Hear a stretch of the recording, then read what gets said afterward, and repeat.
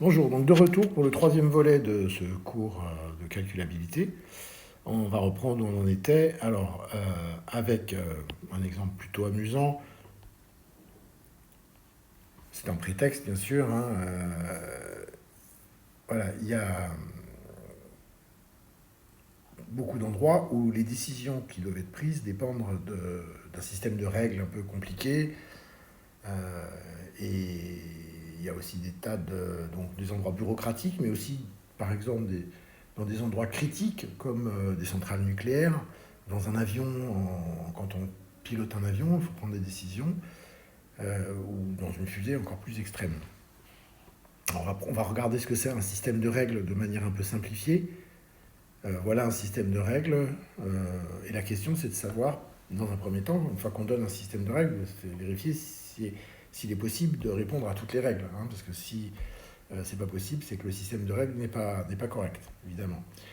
Euh, alors là, comme j'ai un gourou, voilà, sachez-le, hein, et qui m'a dit la chose suivante, hein, pour bien vivre, il faut que tu satisfasses à toutes les conditions suivantes, et voici ces conditions.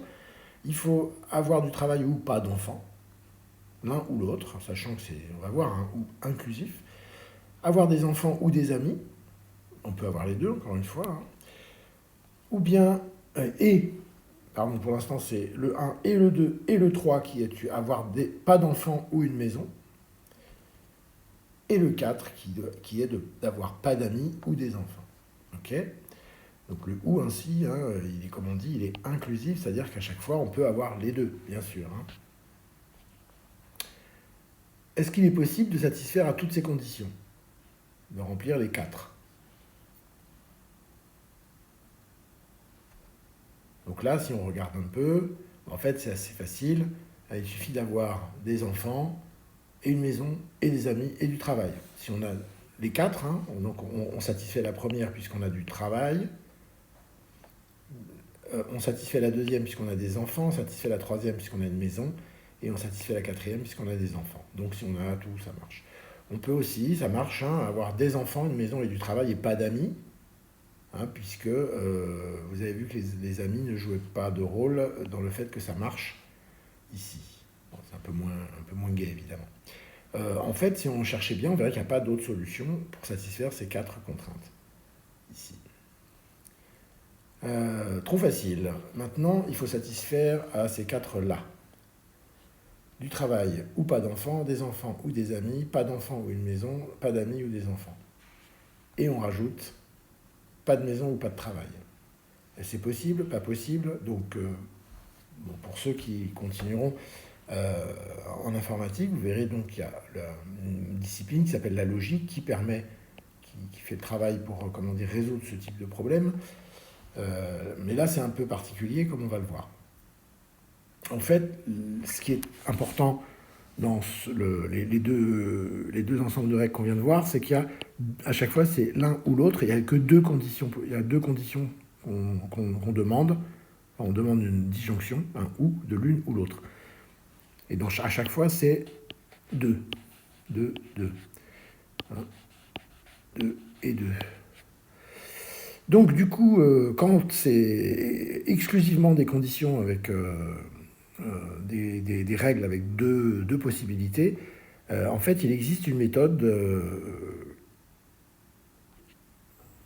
voilà, avec des lettres et des petits dessins, si on peut dire, qui est encore un graphe. Alors on va supposer que E, c'est enfant, avoir des enfants, d'accord. A, avoir des amis, M, avoir une maison, T, avoir du travail, ok. Et qu'on va écrire les règles comme ça, avec une flèche, hein. La première règle dit, on va l'écrire E, flèche, pas d'enfant. Pardon, autant pour moi, excusez-moi, voilà. La première règle, on va l'écrire, voilà, E, flèche T, parce qu'il y a travail, donc on va écrire le contraire ici. Pour la première règle, on va écrire E, flèche T, et T bar, flèche E bar. En gros, donc, le bar veut dire pas de. En gros, on va écrire donc pas de travail alors il faut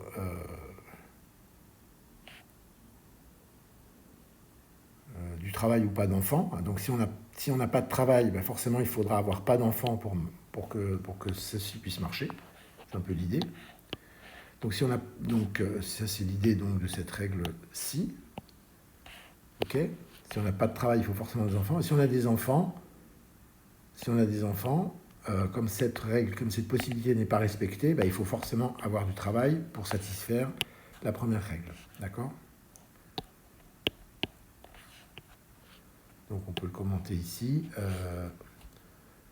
Si on a des enfants, alors nécessairement, qu'est-ce que j'ai fait? Ah, ça a sauté. Hop. Ah, je vais refaire ça. D'accord. Allez au lien. Voilà, on en était là.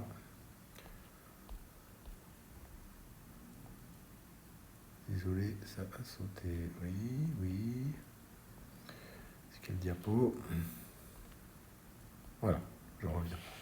Hein, si alors nécessairement, donc pas je le mettre là parce que sinon je vais encore sauter. Ok.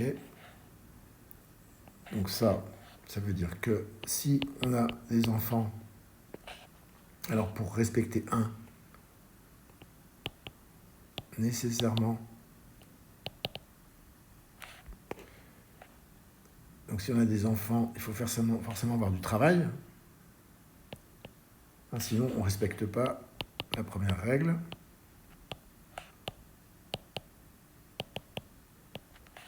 Et pareil, si on a donc avoir du travail, si on n'a pas de travail, donc si T bar, alors il faut pas d'enfant. Toujours pour respecter la première règle. Okay. On fait pareil pour la deuxième. Donc si on a des enfants, si on n'a pas d'enfants, il faut forcément avoir des amis. Et si on n'a pas d'amis, il faut forcément avoir des enfants. Etc. Hein, donc on va obtenir un ensemble de règles.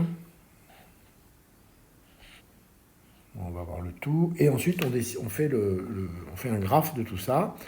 C'est-à-dire qu'on va dessiner ce qu'il est. Voilà. Hein, ce qui correspondrait, par exemple, à avoir du travail ou pas d'enfant. Donc ça va être, on a dit, c'est cette flèche-là. Et celle-ci. Alors forcément, le dessin va être symétrique, hein, puisque quand on a une flèche du type T vers E vers T, on a forcément une flèche T bar vers E bar, obligatoirement. Donc si on écrit toutes nos possibilités positives, amis, enfants, maison, travail, et en bas les possibilités négatives, pas d'amis, pas d'enfants, pas de maison, pas de travail, s'il y a une flèche en haut entre deux entités, flèche dans ce sens-là, il y aura forcément une flèche dans l'autre sens entre les entités les possibilités négatives. Et pareil pour les flèches qui croisent. S'il y a une flèche, par exemple, dont on a vu de A vers E, de A bar vers E, il y a forcément une flèche de E bar vers A. Donc le dessin est symétrique. Alors, ici, l'algorithme pour déterminer si c'est possible, c'est qu'il ne faut pas qu'il y ait un cycle d'une lettre vers sa lettre opposée. Par exemple, ici, on a de E,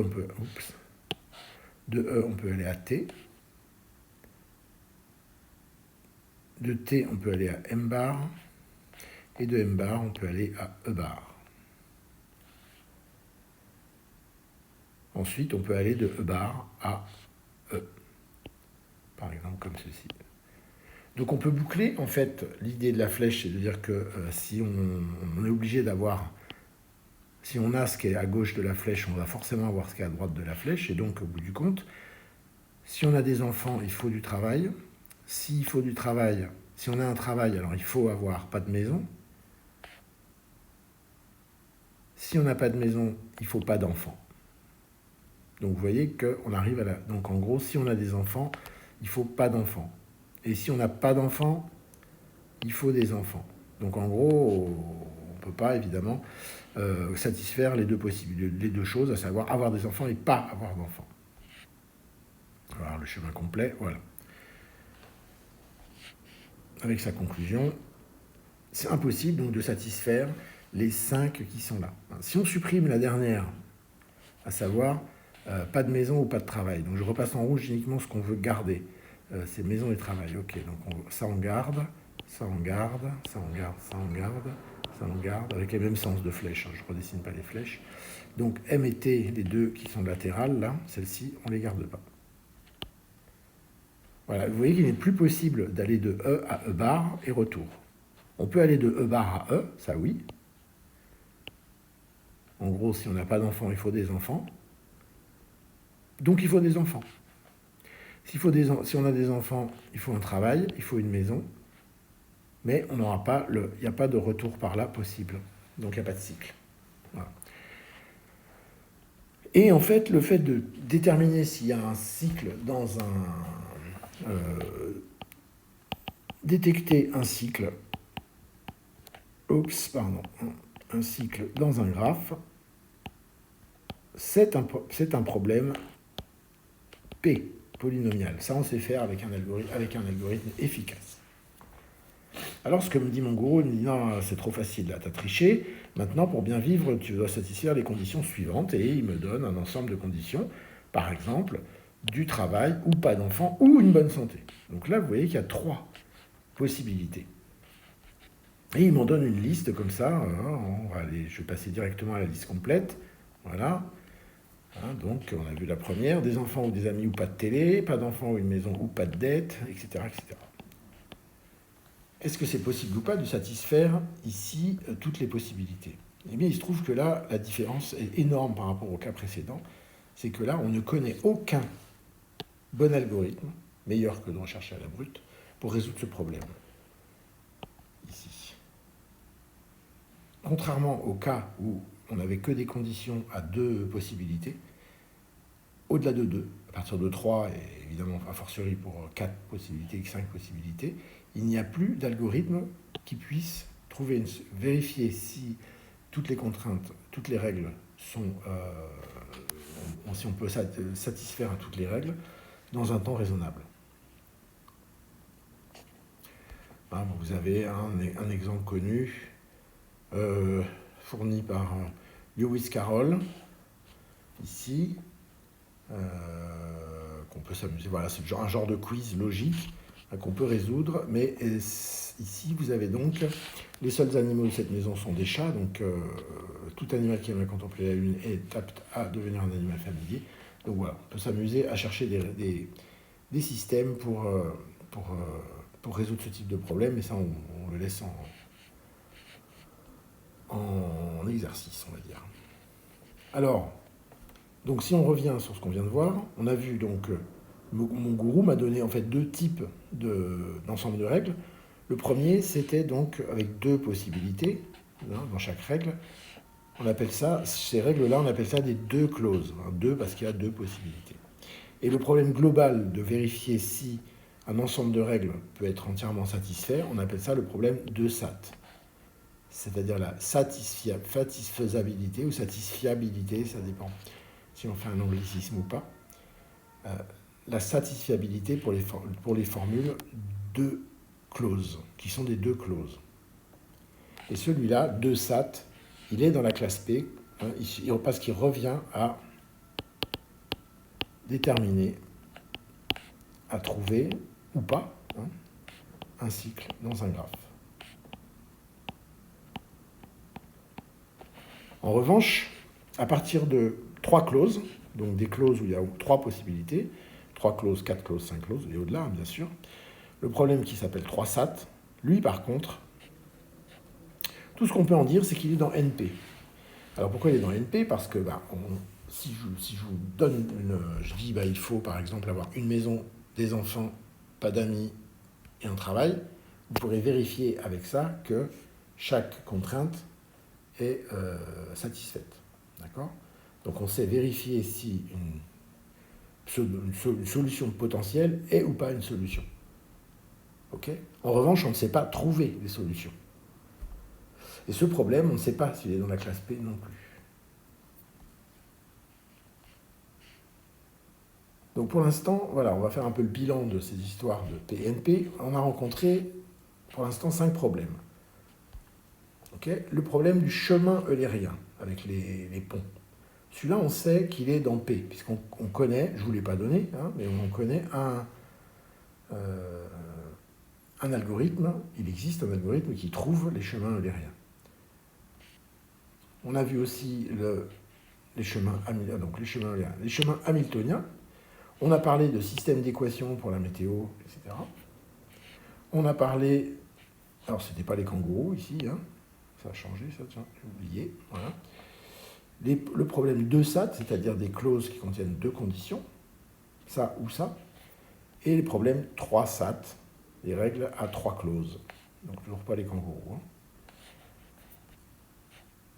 Et donc, pour résumer ce qu'on sait, évidemment, c'est que le premier, donc je l'ai dit, il est dans P parce il existe un algorithme qui trouve un chemin eulérien. Le chemin hamiltonien, on sait qu'il est dans NP parce qu'on sait vérifier une solution, on sait vérifier une solution potentielle, mais on n'a pas d'algorithme pour les trouver. Ça ne veut pas dire qu'il n'en existe pas, hein, encore une fois, ça veut juste dire qu'on n'en connaît pas pour l'instant. Les systèmes d'équations, je vous l'ai dit, c'est P, c'est la méthode du pivot de Gauss qui donne ça.